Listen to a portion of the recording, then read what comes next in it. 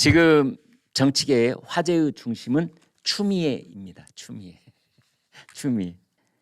전 법무장관,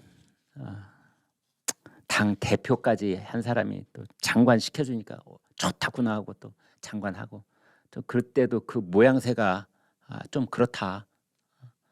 어떻게 그 더불어민주당이 그때 슈퍼 정당인데 169석을 가진 그 당 대표를 일개 장관 자리 준다고 또 냉큼 글로 갔던 사람 추미애 전 법무장관. 근데 그러다가 그 윤석열 검찰총장과 정말 우리나라 헌정 사상 최대의 갈등을 빚었었죠. 법무장관과 검찰총장이. 이제 검찰 개혁을 추미애 장관이 한다 뭐 이랬었는데 그거 안 되니까 문재인 대통령이 청와대 들어오라고 해가지고 이제 장관 자리 그만 내려오지, 이제 그랬다는 겁니다. 이제 이래가지고 뭐 지금 계속 시끄럽습니다. 그 문재인 청와대 때 그때 뭐 정무수석 했던 최재성 씨 그러지 않다 뭐 이런 식으로 또 부인하고 있고, 그러자 또 추미애는 다시 그걸 엎어서 그때 내가 문재인 대통령한테 법무장관 그만두라는 말을 들었을 때 그 자리에 정무수석은 없었다. 그 사람은 모른다. 이제 이런 얘기도 하고요. 또 그 이런 얘기가 나옵니다. 정철승이라고 변호사 있잖아요. 그 뭐 늙으면 죽어야 된다 이 말했다가 나중에 곤욕을 치렀던 그 사람. 그 박원순 전 서울시장 그 변호인을 했던 그 사람 있습니다. 이 정철승 추미애하고 개인적인 자리에서 그랬다는 겁니다. 문재인은 기회주의자다. 어디든지 아무데나 자기한테 득될 곳으로 올라탄다. 그래서 추미애 당신 버리는 거다. 처음에는 검찰 개혁의 칼을 당신한테 이렇게 쥐어주려고 추미애 법무장관이 임명을 했지만 선거를 앞두고 돌아가는 이 본세가 좀 불리할 것 같으니까, 그러니까 당신 뭐 물러나게 한 거야. 그 문재인은 기회주의자야, 알아? 라고 했다는 거지요. 근데 추미애 또 전 장관은 이제 그런 말에 대해서 또 부분적으로 부인하기도 했습니다. 그런데 추미애가 그러면은 이제 문재인한테만 이렇게 내부 총질을 하고 있느냐? 그게 아닙니다. 이낙연한테도 내부 총질을 하고 있습니다. 뭐냐면 자신을 물러나라고, 법무장관에서 물러나라고 한 그 의견을 이낙연이 냈다는 겁니다. 이낙연 당 대표 때. 이낙연이 문재인한테 추미애 지금 장관 자리에 있으면 우리 선거 진다. 추미애 빨리 쫓아내라. 라는 얘기를 이낙연이 문재인한테 했고 문재인이 자기를 불러서 나가라고 했다는 겁니다. 이렇게 추미애는 알고 있는 겁니다. 그러면서 추미애 입이 한번 열렸지 않습니까? 별 얘기 다 합니다. 뭐냐면은 노무현 전 대통령 탄핵 때 그때 이낙연은 단 한 번도 노무현 탄핵은 안 된다라고 말한 적이 없다라는 겁니다. 그런 말을 추미애 대표가 할 계제는 아닌 것 같기는 합니다. 왜냐하면 추미애 씨는 그때 노무현 탄핵 찬성했다가 나중에 곤욕을 치르잖아요. 삼보 일배 해가지고 막 처절한 반성하면서 전국 돌아다녔던 그 추미애 아닙니까?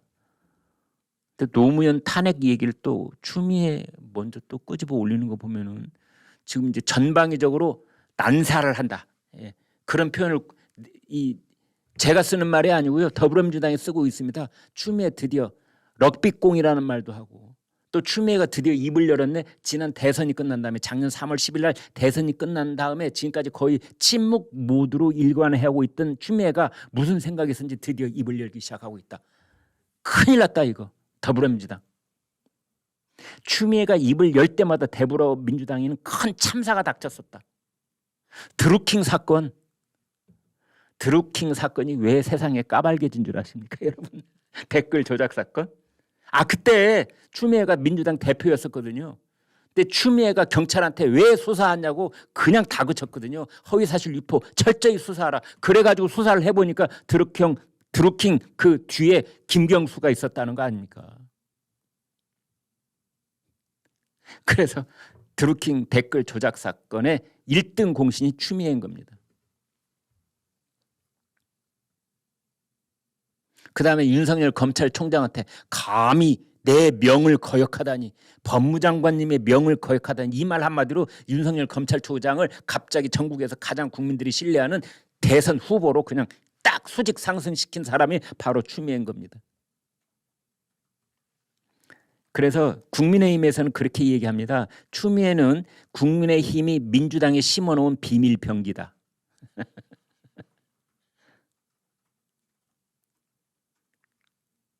추미애는 더불어민주당에서 총을 쏘기 시작하면은 관역이 없다.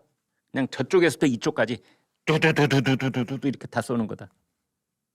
그러면 추미애 등 뒤에 지금 추미애는 누구를 업으려고 하고 있느냐?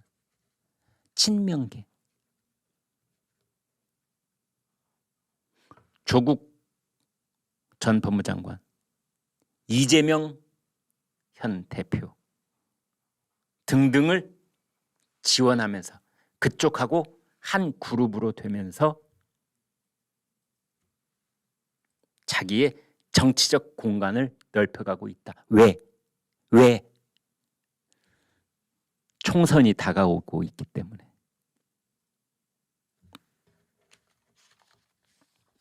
지금 그래서 여러 가지 얘기가 나오고 있습니다. 추미애 전 대표가 서울 광진구에서 국회의원 4번 했습니다. 4번인가요? 5번인가요? 5번인가요? 5번 했습니다. 네. 광진구에 또 국회의원 출마하는 거 아니야 이번에? 뭐 이런 얘기들이 나오고 있습니다.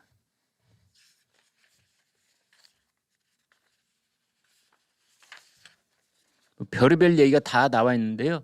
너저분합니다. 네. 여러분께 다 말씀드릴 수도 있는데 시간 관계상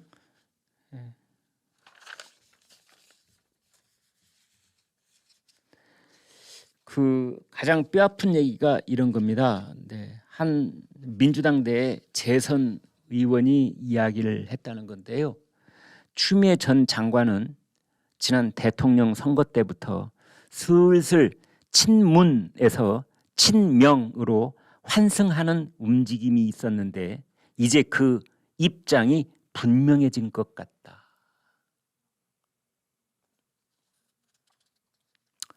이제 이런 겁니다. 아까 그 비밀병기라는 말은 장해찬 최고위원이 한 말이군요. 추나땡이라는 말도 지금 갑자기 유행하고 있습니다. 추나땡. 추미애가 나오면 땡큐다.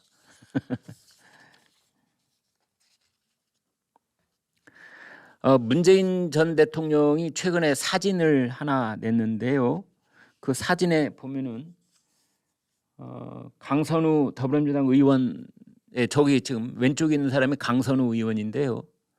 오른쪽에 지금 문재인 전 대통령. 여러분 사진에서 천천히, 사진 금세 안 바꿀 테니까 천천히 한번 보십시오. 문재인 대통령 이마에 반창고 하나 붙어 있죠? 보이십니까? 휴대폰으로 이거 보고 계시면 잘 보이는지 모르겠습니다. 아, 이제 보이십니까? 네, 보이시죠? 그 다음에 턱 부분에 왜 퍼렇게 멍이 든 것처럼 보이잖아요. 네, 지금 저 사진 올렸다가 그 문재인 지지자들 사이에서 지금 난리가 났습니다. 왜 저런 사진 올렸냐고.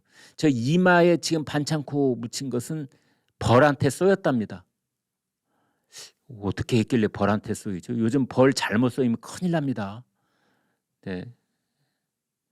그 다음에 지금 턱 있는 데가 시퍼렇게 돼 있다는데 임플란트 시술 받아서 저렇게 됐다네요. 근데 임플란트 요즘은 워낙 치과 기술이 좋아서 저렇게 후유증이 심하지 않은데 어떻게 어느 치과에를 갔길래 저렇게 돼 있죠? 그런데 여러분 저 임플란트 얘기를 하는 이유가 뭐냐면요. 문재인 전 대통령은 그 노무현 청와대 때 비서실장하고 민정수석 했잖아요. 그때 이빨을 10개 뽑았다고 자기 입으로 얘기한 적이 있습니다. 그리고 뭐 2016년 총선 때 또 한 개 뽑아서 총 11개 임플란트를 총 11개 했다고 본인 입으로 얘기한 적이 있습니다. 이래 저래 이렇게 이빨 새는 소리 나는 이유가 저 이빨을 11개 뽑아서 그런 소리가 난다라고 본인이 얘기했습니다. 제가 하는 말이 아니고요.